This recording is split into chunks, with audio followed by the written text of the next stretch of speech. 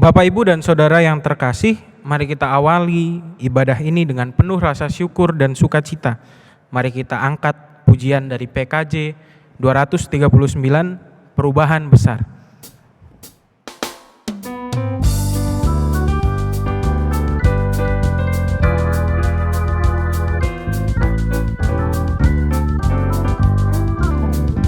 Perubahan besar di kehidupanku sejak Yesus di hatiku.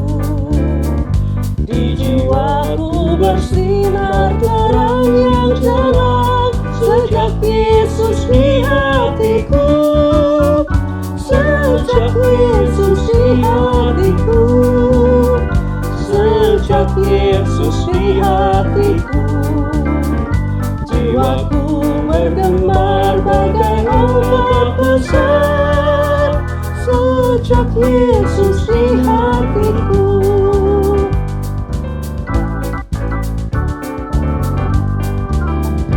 Aku tobat kembali ke jalan benar sejak Yesus di hatiku. Dan dosaku dihapus, jiwaku segar sejak Yesus di hatiku. Sejak Yesus di hatiku. Sejak Yesus di hatiku. Jiwaku bergemar bagai ombak besar sejak Yesus di hatiku.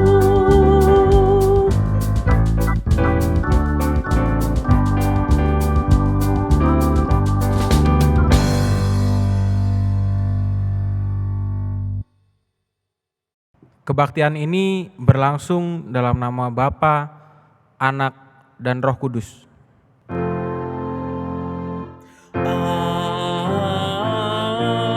Amin, amin, amin.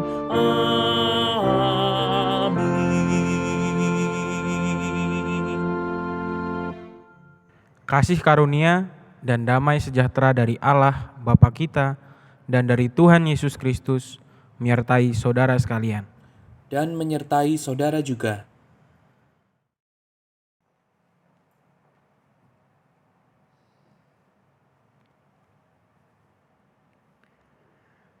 Umat Tuhan yang terkasih, pada hari ini kita merayakan peristiwa ketika Tuhan Yesus dibaptis.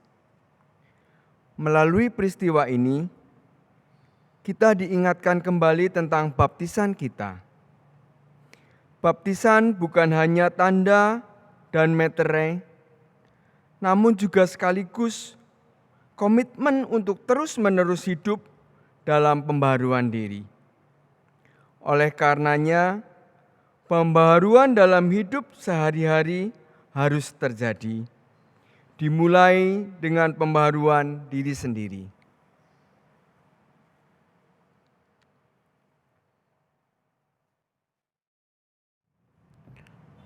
Mari Bapak Ibu, saat ini kita merendahkan hati kita dan menghadap Tuhan untuk mengaku dosa-dosa kita dalam doa. Mari kita berdoa. Tuhan, terima kasih telah memberikan kami kesempatan untuk mengikuti ibadah online pada hari ini. Saat ini Tuhan, kami menghadap-Mu di dalam doa dan merendahkan hati kami untuk mengakui dosa-dosa yang telah kami perbuat. Ampuni kami Tuhan, kami sering lalai dengan tidak melakukan apa yang menjadi ajaran-Mu, dengan tidak melakukan apa yang menjadi perintah-Mu. Ampuni kami juga Tuhan, kami seringkali menyakiti hati-Mu dengan dosa-dosa yang kami lakukan. Tuhan, ampuni juga orang-orang yang telah melakukan kesalahan kepada kami, telah menyakiti hati kami, telah melakukan dosa terhadap kami. Kiranya Tuhan yang terus memberikan pengampunan dan memampukan kami untuk mengampuni sesama kami yang berdosa terhadap kami. Ampuni kami Tuhan. Amin. Bapak Ibu, berita anugerah pada hari ini terambil dari Roma 6 ayat 4. Saya akan membacakannya bagi kita semua. Dengan demikian, kita telah dikuburkan bersama-sama dengan Dia oleh baptisan dalam kematian, supaya sama seperti Kristus telah dibangkitkan dari antara orang mati oleh kemuliaan Bapa. Demikian juga kita akan hidup dalam hidup yang baru. Demikianlah berita anugerah dari Tuhan.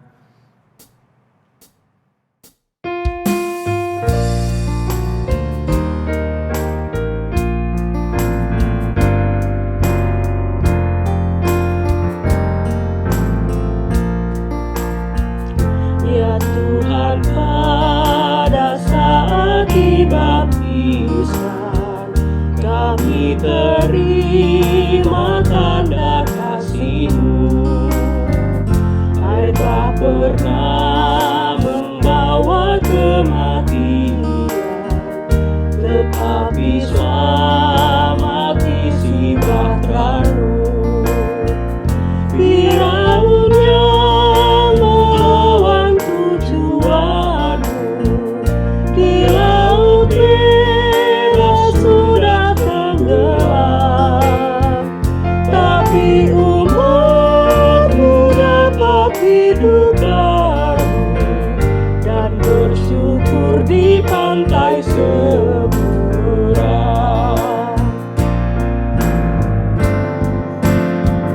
Dan Yesus juga rela dibaptiskan di sungai Yordan. Nyata artinya, ketika itu Dia Kau tahbiskan untuk menghapus dosa dunia. Ya Tuhan, pada saat dibaptiskan, kami beroleh pengasihan-Mu. Kristus telah bangkit dari kematian, dalamnya Kau bangkitkan kami.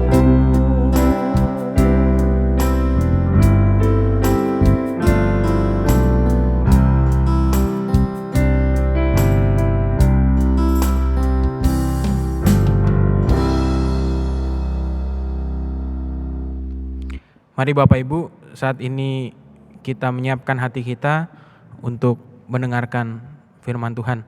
Mari kita satu dalam doa. Tuhan, sebentar lagi kami akan mendengarkan sebagian dari firman-Mu. Berikanlah kami kesiapan dan kejernihan pikiran untuk dapat memahami dan mengerti apa yang menjadi kehendak-Mu. Kiranya Tuhan juga memampukan hamba-Mu ini untuk menyampaikan firman-Mu pada hari ini. Tuhan, inilah doa kami. Terima kasih. Amin. Bacaan kita pada hari ini diambil dari kitab Injil Tuhan Yesus menurut Markus 1 ayatnya yang ke-4 sampai yang ke-11. Demikianlah Yohanes Pembaptis tampil di padang gurun dan menyerukan, "Bertobatlah dan berilah dirimu dibaptis, dan Allah akan mengampuni dosamu." Lalu datanglah kepadanya orang-orang dari seluruh daerah Yudea dan semua penduduk Yerusalem. Dan sambil mengaku dosanya, mereka dibaptis di sungai Yordan. Yohanes memakai jubah bulu unta dan ikat pinggang kulit, dan makanannya adalah belalang dan madu hutan. Inilah yang diberitakannya, "Sesudah aku akan datang Ia yang lebih berkuasa daripadaku, membungkuk dan membuka tali kasutnya pun aku tidak layak. Aku membaptis kamu dengan air, tetapi Ia akan membaptis kamu dengan Roh Kudus." Pada waktu itu datanglah Yesus dari Nazaret di tanah Galilea, dan Ia dibaptis di sungai Yordan oleh Yohanes. Pada saat Ia keluar dari air, Ia melihat langit terkoyak dan Roh seperti burung merpati turun ke atasnya. Lalu terdengarlah suara dari surga, "Engkaulah anakku yang kukasihi, kepadamulah aku berkenan. Demikianlah Injil Yesus Kristus. Berbahagialah mereka yang mendengarkan firman Allah dan memeliharanya. Haleluya. Haleluya, haleluya, haleluya.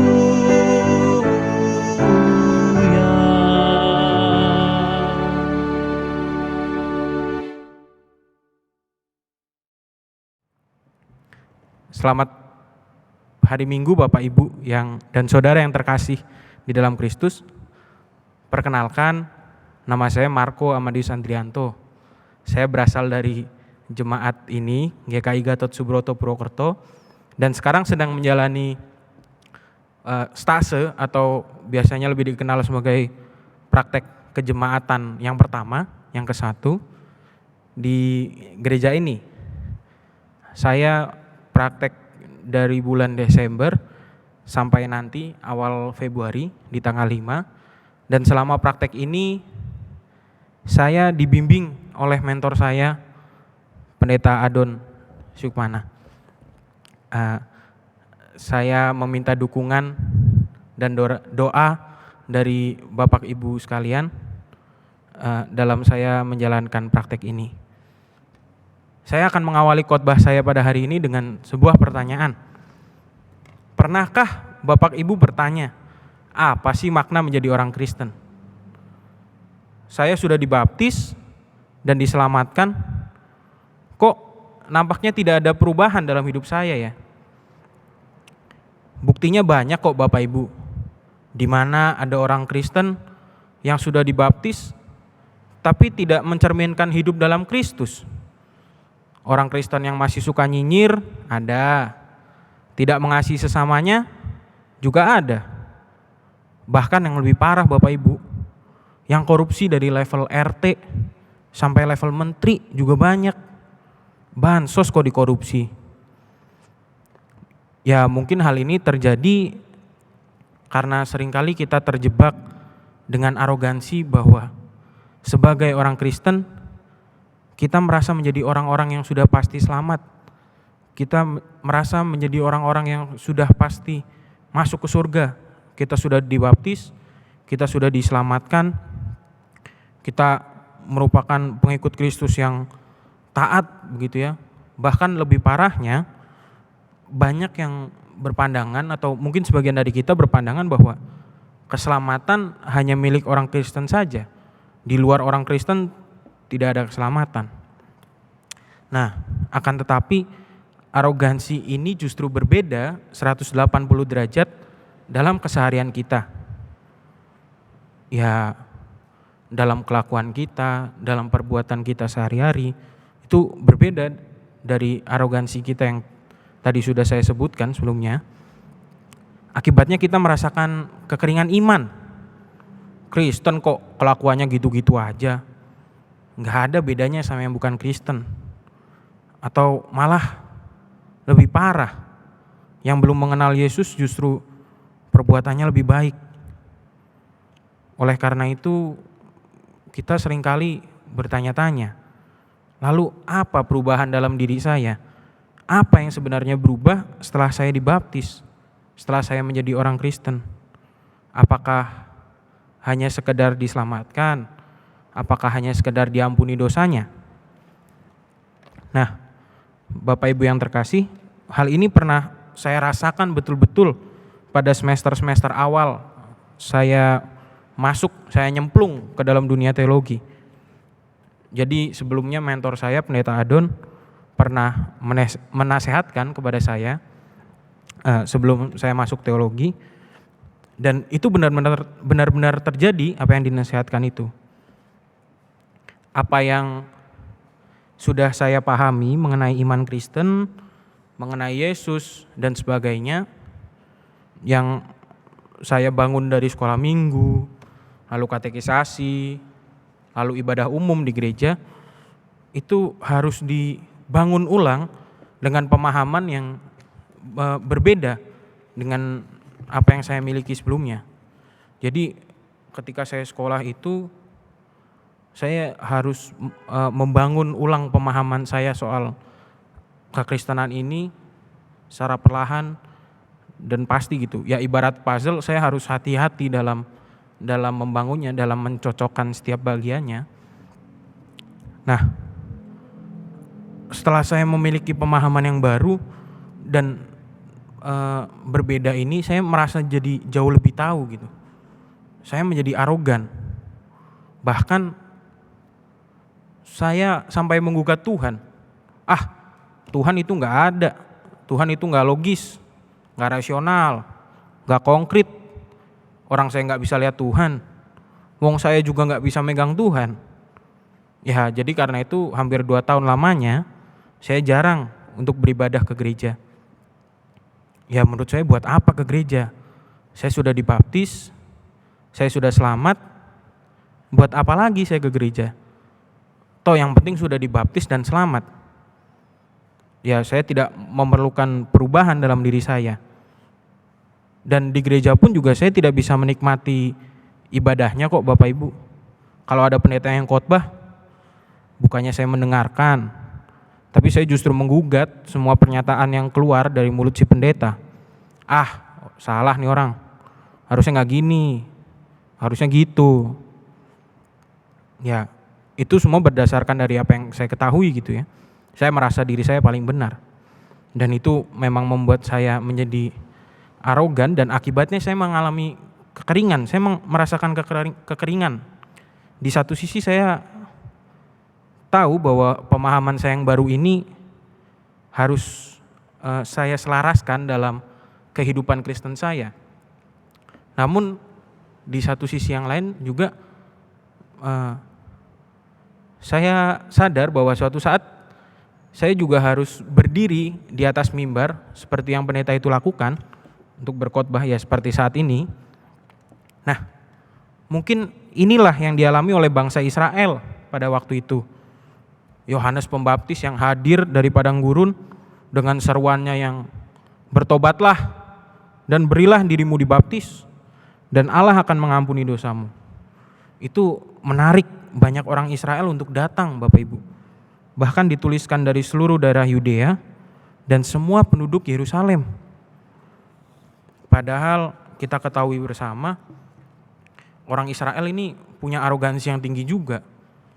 Ya coba saja dibayangkan, umat pilihan Allah selalu disertai Allah, diurapi oleh Allah, sehingga mereka merasa superior, merasa lebih hebat gitu ya dibanding bangsa yang lain. Tapi kok ini malah berbondong-bondong datang, berduyun-duyun datang kepada Yohanes Pembaptis, bahkan memberikan diri mereka untuk dibaptis. Jangan-jangan bangsa ini juga mengalami kekeringan yang sama dengan apa yang kita alami. Sebagai bangsa pilihan Allah, sebagai orang-orang yang diselamatkan, tapi hidupnya tanpa perubahan, stagnan, statis, tidak dinamis, bahkan tidak bergerak kemanapun, nggak maju, nggak mundur, begitu ya.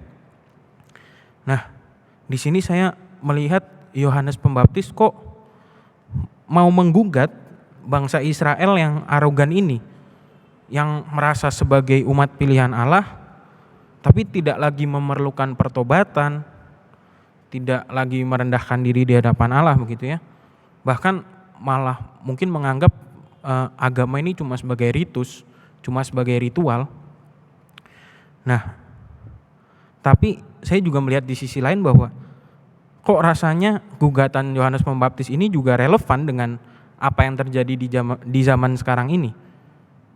Kearoganan kita yang seringkali merasa bahwa kita sudah dibaptis, kita sudah yakin masuk ke surga tanpa perlu merendahkan diri, mengakui dosa-dosa kita dan bertobat. Jadi gugatan ini juga berlaku untuk kita semua begitu ya. Nah, tapi menariknya dari peristiwa baptisan yang dilakukan oleh Yohanes Pembaptis ini, ada Yesus yang turut hadir, bahkan mengikuti pembaptisan itu. Lah, kita kan jadi bertanya-tanya gitu ya. Kok Yesus ikut hadir, kok Yesus mau menyerahkan diri untuk dibaptis, padahal kita tahu ya Yesus bukan orang yang berdosa. Lalu apa sih makna baptisan Yesus ini?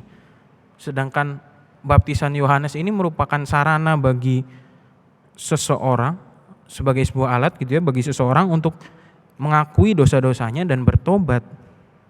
Nah, bukankah Yesus itu memang sebenar-benarnya manusia, tapi juga sebenar-benarnya Allah?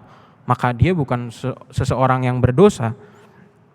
Lalu apa sih yang ingin Yesus sampaikan dengan penyerahan dirinya untuk dibaptis ini? Nah, Bapak Ibu yang dikasihi Tuhan, saya jadi tertarik begitu. Saya tertarik dengan sebuah lokasi yang disebutkan pada awal bacaan, yaitu padang gurun. Ketika saya mendengar kata padang gurun ini, saya jadi teringat akan tempat di mana bangsa Israel diproses oleh Tuhan selama 40 tahun. Bangsa yang dipilih Tuhan ini, umat pilihan Allah ini, justru menjadi bangsa yang benar-benar diproses, benar-benar ditempa habis-habisan oleh Allah untuk mereka, agar mereka mau merendahkan diri, bertobat, dan menjadi umat kesukaan Allah gitu ya. Ya kita tahu ceritanya di mana bangsa Israel yang dulunya budak lalu berjalan ke tanah yang dijanjikan Allah itu melewati padang gurun selama 40 tahun, kan ceritanya begitu. Nah, jadi saya memandang bahwa pertobatan itu bukanlah sebuah peristiwa sekali seumur hidup. Bukanlah sebuah proses hidup yang setelah dilaksanakan selesai. Bukan cuma sekedar sakramen pembaptisan di mana kita bertobat lalu selesai, begitu saja.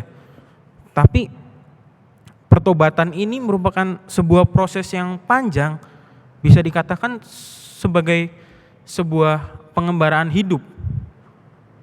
Ya, layaknya bangsa Israel yang diproses oleh Allah selama 40 tahun di padang gurun, memang seringkali pertobatan dan pembaruan diri ini tidak terlepas dari penderitaan dan air mata.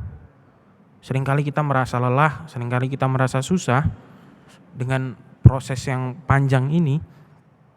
Tapi ada sebuah kabar gembira yang mungkin dapat meringankan hati kita.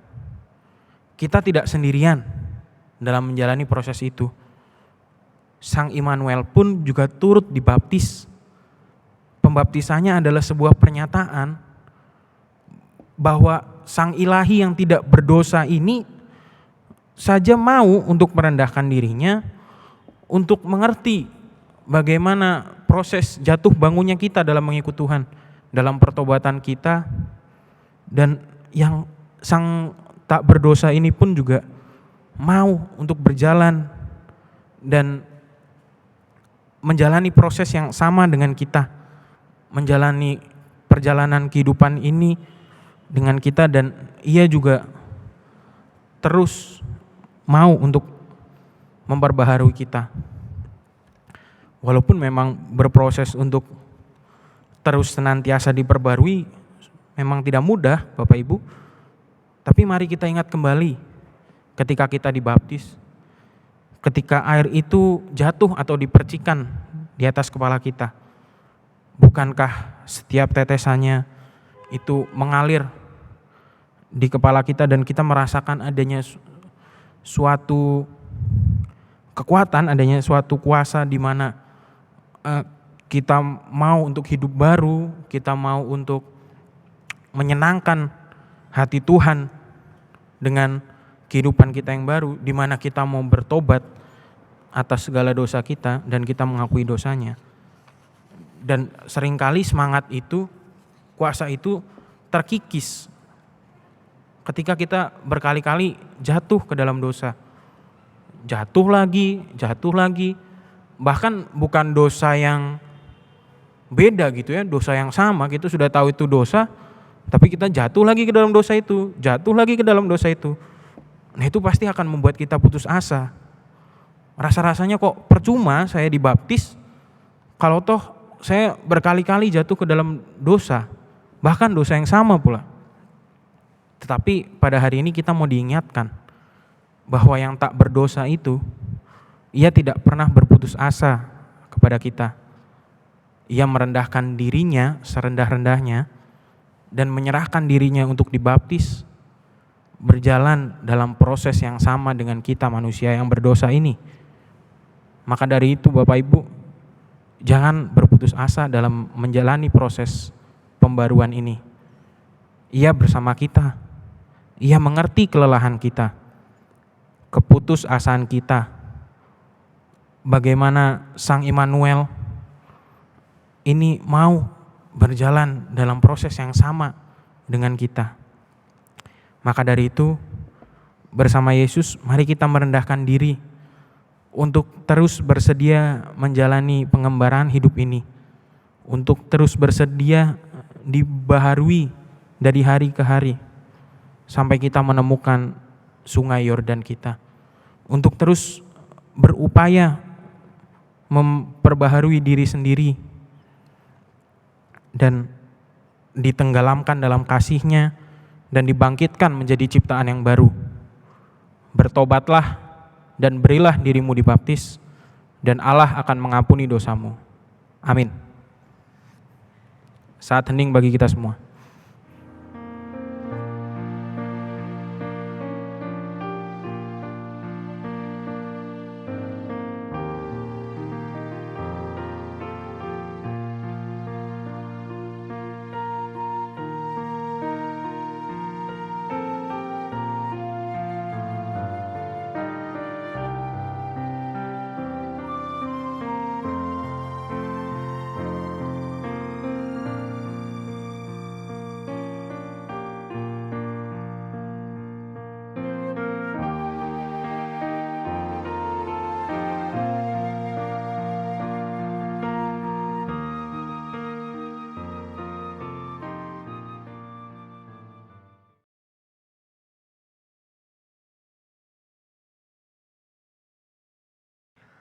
Marilah kita bersama-sama dengan umat Allah di masa lalu, masa kini, dan masa depan, mengingat pengakuan pada baptisan kita menurut pengakuan iman rasuli. Marilah kita sama-sama mengatakannya demikian. Aku percaya kepada Allah, Bapa yang Maha Kuasa, Halik langit dan bumi, dan kepada Yesus Kristus, Anak-Nya yang tunggal Tuhan kita, yang dikandung dari Roh Kudus, lahir dari anak darah Maria, yang menderita sengsara di bawah pemerintahan Pontius Pilatus, disalibkan, mati dan dikuburkan, turun ke dalam kerajaan maut. Pada hari yang ketiga, bangkit pula dari antara orang mati, naik ke sorga, duduk di sebelah kanan Allah, Bapa yang Maha Kuasa. Dan dari sana Ia akan datang untuk menghakimi orang yang hidup dan yang mati. Aku percaya pada Roh Kudus, gereja yang kudus dan am, persekutuan orang kudus, pengampunan dosa, kebangkitan orang mati, dan hidup yang kekal. Amin.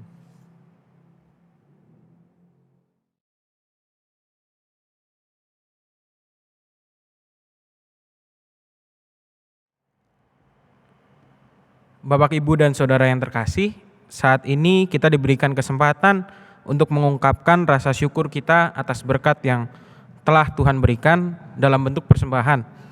Bapak Ibu dapat memberikan persembahan melalui transfer ataupun melalui scan barcode yang ada di layar Bapak Ibu dan Saudara sekalian.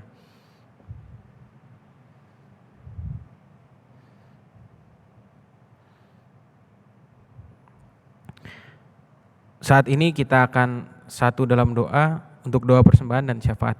Mari kita berdoa. Tuhan, terima kasih atas berkat yang terus-menerus Engkau curahkan kepada kami. Semuanya hanya oleh karena kasih dan kemurahan-Mu saja. Saat ini kami hendak menaikkan ungkapan syukur kami, persembahan kami. Kiranya Engkau menerima dan mengkuduskan persembahan ini sehingga dapat berguna dan menjadi berkat. Berkati juga orang yang mengelola persembahan ini. Kiranya mereka dapat mengelolanya dengan baik. Terima kasih Tuhan. Kami juga tidak lupa untuk mendoakan jemaat-Mu di gereja ini ya Tuhan. Kiranya Engkau selalu sertai mereka, beri mereka kesehatan dan kekuatan dalam menghadapi pandemi COVID yang belum berakhir hingga saat ini. Bagi yang sakit, kiranya Engkau yang jamah mereka, Engkau yang beri mereka pemulihan, Engkau beri mereka yang terbaik sehingga dapat beraktivitas dan kembali sehat seperti semula. Berkati juga gereja ini, kiranya gereja ini mampu menjadi sebuah komunitas, sebuah persekutuan di mana jemaat-Mu dapat bertumbuh dalam imannya. Berkati juga agar kami mampu saling mendukung dan membantu bagi sesama kami yang membutuhkan. Berkati juga hamba-Mu, Pendeta Adon dan Pendeta Emeritus Yuli di gereja ini ya Tuhan. Jaga kesehatan mereka, sertai dan berkati pelayanan mereka, sehingga dapat menjadi berkat bagi jemaat-Mu di tempat ini. Tidak lupa kami juga mendoakan bangsa dan negara kami Indonesia. Kiranya Tuhan sajalah yang terus memampukan pemerintah kami dalam mengatur segala sesuatunya yang baik. Beri mereka kebijaksanaan dalam memerintah negara ini. Berkati juga para tenaga medis yang saat ini masih berjuang memberikan pelayanan mereka yang terbaik bagi kesembuhan masyarakat yang terinfeksi COVID-19. Berkati kesehatan mereka agar mereka dapat terus mampu melayani bangsa ini. Berkati juga masyarakat Indonesia, berkati mereka dalam kehidupan keseharian mereka. Berkati juga kesehatan mereka dan mampukan mereka untuk terus berjuang melewati masa sulit ini. Terima kasih Tuhan. Amin.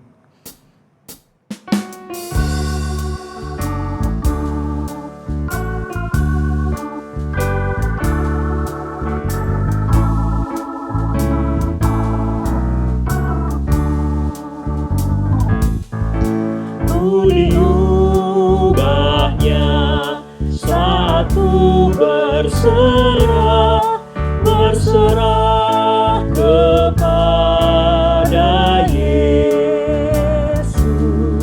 Ku diubahnya hingga jadi baru dan menjadi miliknya. Kegemaran lama telah lenyap dan yang baru lebih berkenan. Ku diubahnya saat ku berserah dan menjadi miliknya.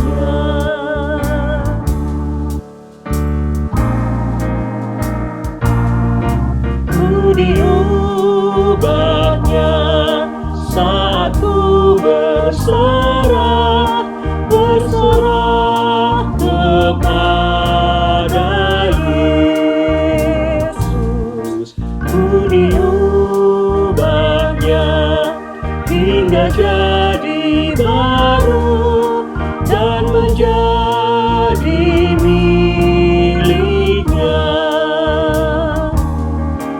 Kegemaran lama telah lenyap dan yang baru lebih berkenan. Ku diubahnya saat ku berserah dan menjadi miliknya.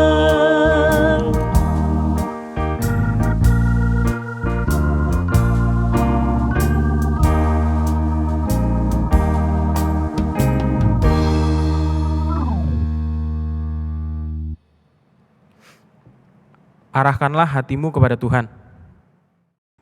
Kami mengarahkan hati kami kepada Tuhan. Jadilah saksi Kristus Syukur kepada Allah. Terpujilah Tuhan. Kini dan selamanya. Sekarang mari kita terima berkat Tuhan. Tuhan memberkati engkau dan melindungi engkau. Tuhan menyinari engkau dengan wajah-Nya dan memberi engkau kasih karunia.